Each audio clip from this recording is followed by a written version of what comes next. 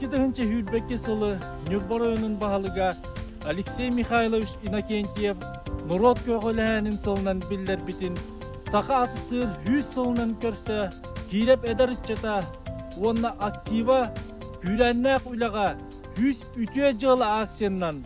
Өңір абыт!